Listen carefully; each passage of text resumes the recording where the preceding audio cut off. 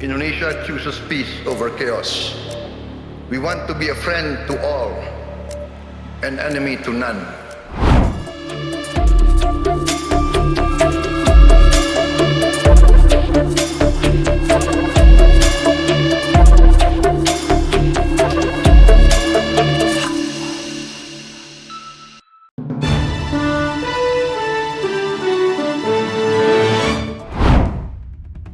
Selamat datang pemirsa, Anda menyaksikan Orbit Fakta. Dalam kesempatan kali ini, kita akan membahas mengenai selama ini kita mengenal Indonesia sebagai negara yang lantang membela Palestina. Tapi kali ini berbeda.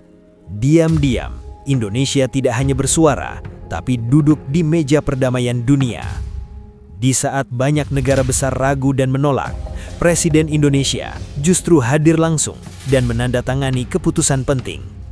Pertanyaannya sekarang, apa sebenarnya peran Indonesia di balik Board of Peace dan kenapa dunia memanggil kita? Namun, sebelum kita lanjut ke berita utama, pastikan Anda sudah menekan tombol like dan subscribe agar tidak ketinggalan informasi penting dan fakta terbaru dari kami. Dalam laporan ini, kami akan mengulas posisi Indonesia yang kini bergerak senyap namun strategis, peran global yang mulai berubah, serta dinamika diplomasi internasional yang jarang dibahas ke publik. Semua akan kami sajikan secara faktual, ringkas dan berimbang, hanya di Orbit Fakta.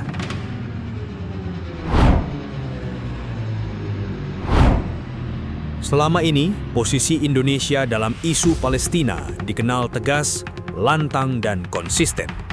Setiap eskalasi kekerasan di Gaza, pernyataan resmi Indonesia hampir selalu terdengar dari luar arena keputusan global. Nada kecaman, seruan kemanusiaan dan dukungan terhadap kemerdekaan Palestina menjadi ciri utama diplomasi Indonesia selama puluhan tahun. Namun, pada Januari 2026, terjadi pergeseran yang tidak banyak disadari publik. Indonesia tidak lagi hanya berbicara dari luar pagar diplomasi, tetapi masuk ke dalam struktur yang ikut mengatur arah pasca konflik Gaza. Peristiwa kunci itu terjadi pada tanggal 22 Januari 2026 di Davos, Swiss. Di sela Forum World Economic Forum 2026, sebuah badan internasional baru resmi diluncurkan dengan nama Board of Peace atau Dewan Perdamaian. Badan ini dirancang sebagai forum koordinasi negara-negara terpilih untuk mengawal fase transisi pasca Perang Gaza, mulai dari stabilisasi keamanan, pengawasan gencatan senjata, hingga rekonstruksi dan tata kelola sipil. Pada hari itu, Presiden Republik Indonesia Prabowo Subianto hadir langsung dalam peluncuran resmi Board of Peace. Kehadiran ini bukan simbolik, bukan pula sebatas partisipasi pasif. Di hadapan para pemimpin negara lain, Presiden Indonesia menyatakan persetujuan keterlibatan Indonesia dan menandatangani piagam partisipasi Board of Peace. Penandatanganan tersebut menjadikan Indonesia anggota resmi sejak hari pertama badan itu berdiri, sah secara politik dan diketahui langsung oleh kepala negara. Sehari setelahnya, pada tanggal 23 Januari 2026, pemerintah Indonesia memberikan penjelasan resmi. Menteri Luar Negeri menegaskan bahwa keputusan ini bukan langkah spontan. Keterlibatan Indonesia merupakan hasil dialog berbulan-bulan dengan sejumlah negara, khususnya negara-negara kawasan Timur Tengah dan negara mayoritas Muslim, yang sejak lama membahas skema perdamaian pasca Perang Gaza. Indonesia menilai bahwa fase setelah konflik sama krusialnya dengan penghentian kekerasan itu sendiri. Yang penting dicatat, keikutsertaan Indonesia dalam Board of Peace bukan keputusan administratif tingkat kementerian. Ini bukan nota teknis, bukan pula pernyataan politik sementara. Keputusan tersebut diambil di level tertinggi negara, disetujui langsung oleh Presiden, dan diumumkan dalam forum ekonomi dan politik global yang menjadi pusat perhatian dunia. Dengan demikian, Indonesia secara sadar menempatkan diri sebagai bagian dari arsitektur perdamaian baru yang sedang dibangun. Langkah ini menandai perubahan posisi diplomatik yang signifikan. Dari negara yang selama ini dikenal sebagai pengusung resolusi dan pernyataan kecaman, Indonesia kini berada di ruang yang berbeda. Ruang di mana keputusan dibahas, arah kebijakan dirancang, dan peta masa depan Gaza pasca perang mulai ditentukan. Pergeseran ini terjadi di tengah konflik Gaza yang belum sepenuhnya mereda, serta perdebatan global tentang siapa yang berhak dan layak mengelola fase transisi wilayah tersebut.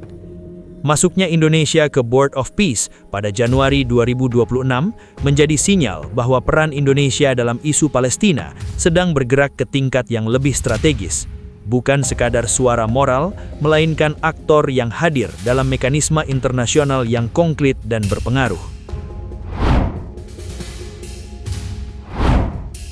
Board of Peace lahir bukan dalam ruang hampa. Pembentukannya merupakan akumulasi dari kegagalan gencatan senjata sebelumnya, kelelahan diplomasi tradisional, serta tekanan politik internasional untuk segera menata ulang Gaza pasca perang. Fondasi formal badan ini mulai terbentuk pada November 2025 ketika Dewan Keamanan Perserikatan Bangsa-Bangsa menyambut sebuah kerangka kerja 20 poin yang diusulkan Amerika Serikat. Kerangka ini memuat garis besar pengakhiran konflik Gaza dan pengelolaan fase transisi setelah perang. Momentum penentu terjadi pada 22 Januari 2026 di Davos. Pada hari itu, Board of Peace resmi diluncurkan di hadapan Forum Ekonomi Global. Presiden Amerika Serikat memposisikan diri sebagai ketua dewan, sekaligus penggerak utama inisiatif ini. Tujuan yang diumumkan ke publik terdengar jelas dan tegas: mengamankan gencatan senjata Gaza, mengordinasikan rekonstruksi wilayah yang hancur, menyiapkan tata kelola sipil sementara, hingga tercapai solusi politik jangka panjang. Namun di balik tujuan tersebut, Board of Peace memunculkan perdebatan tajam. Badan ini bukan lembaga di bawah Perserikatan Bangsa-Bangsa.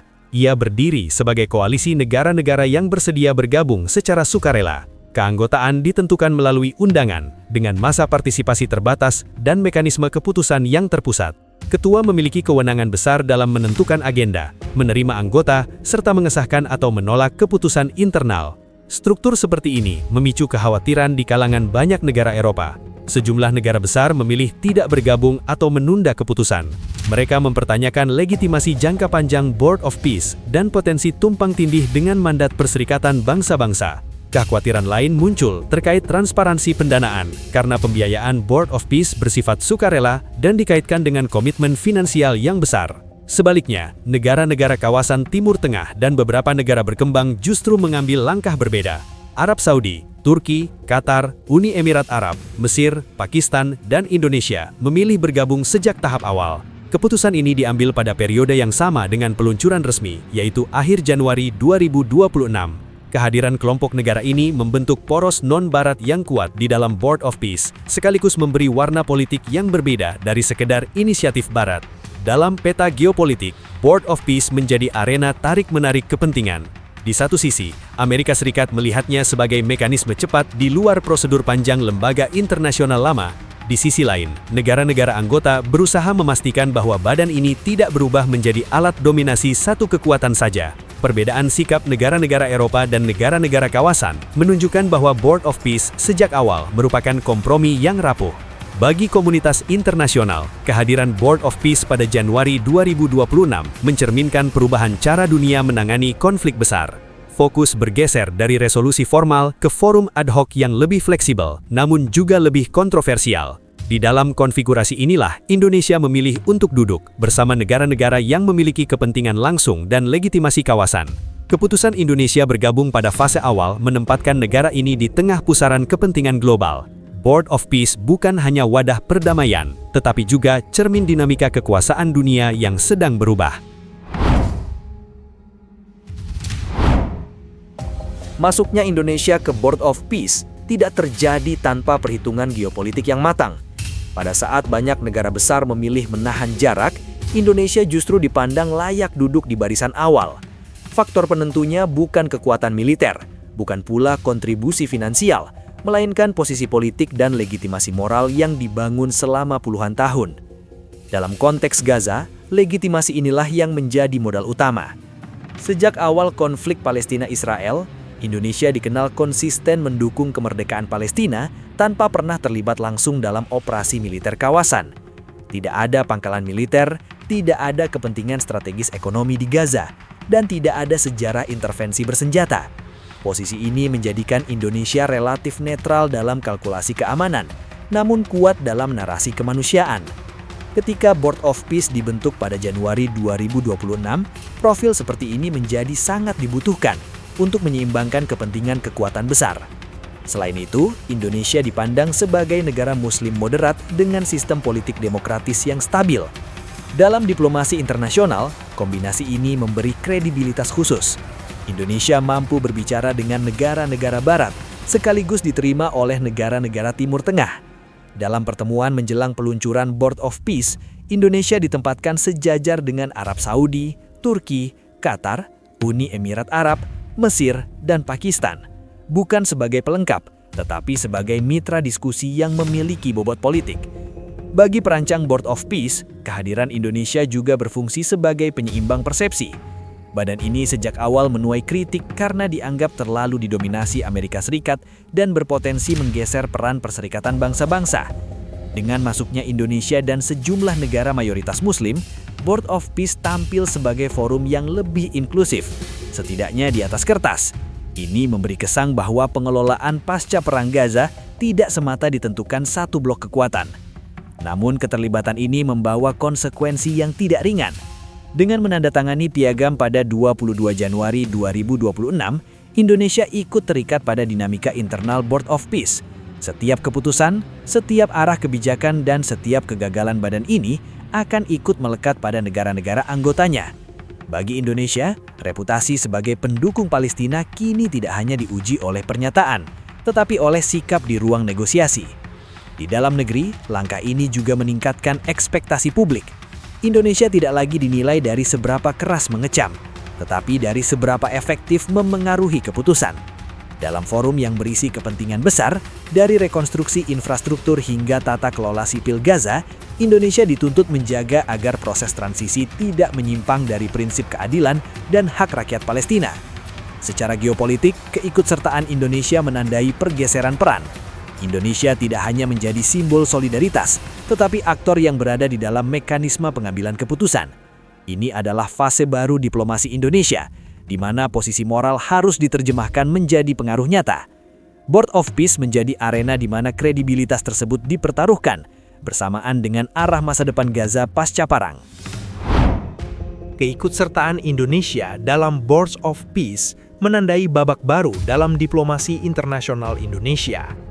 Dari posisi yang selama ini dikenal lantang menyuarakan sikap, Indonesia kini berada di ruang yang lebih menentukan, ruang di mana arah kebijakan dan masa depan pasca konflik Gaza dibahas secara langsung. Langkah ini menunjukkan bahwa peran Indonesia tidak berhenti pada pernyataan moral, tetapi bergerak ke ranah pengambilan keputusan global dengan segala tanggung jawab dan konsekuensinya.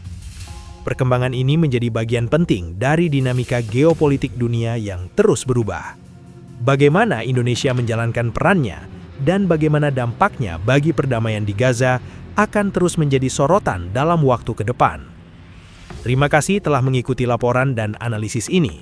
Jangan lupa untuk subscribe ke channel Orbit Fakta dan aktifkan lonceng notifikasi agar Anda tidak ketinggalan informasi dan berita menarik lainnya. Orbit Fakta, fakta dari orbit untuk seluruh dunia. Terima kasih telah menyaksikan, sampai jumpa.